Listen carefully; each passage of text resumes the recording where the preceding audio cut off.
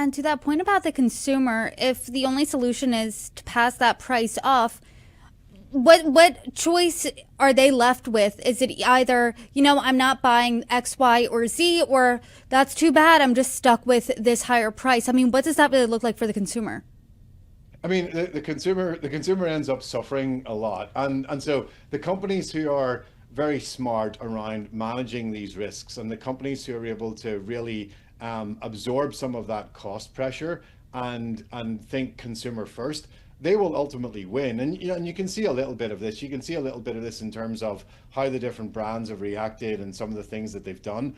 But it also means that those brands are taking more risk. They are interestingly enough, when the Supreme Court ruled on tariffs a couple of weeks ago, it sort of was that news cycle was really interesting because a lot of companies had actually imported goods into the US. They were holding them in bonded warehouses, waiting to see what would happen with the tariffs. And then when the tariffs were repealed by the Supreme Court, it was like, okay, now those products can move, and so it filled up the supply chain and then caused a little bit of a surge in demand on the freight side of the business. So these are continually moving pieces, Brittany, and as supply chain practitioners, we are doing our best to manage all of these different pieces.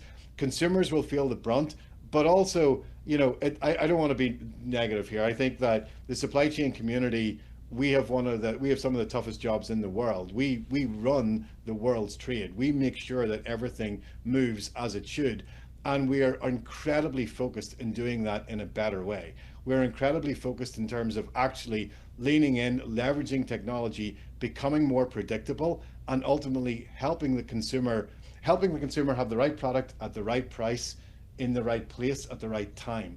And that's complex, and it's getting more complex because not only does the consumer change and their behaviors change, but we're continually faced with these massive disruptions in the supply chain, which just make our lives a little bit more challenging.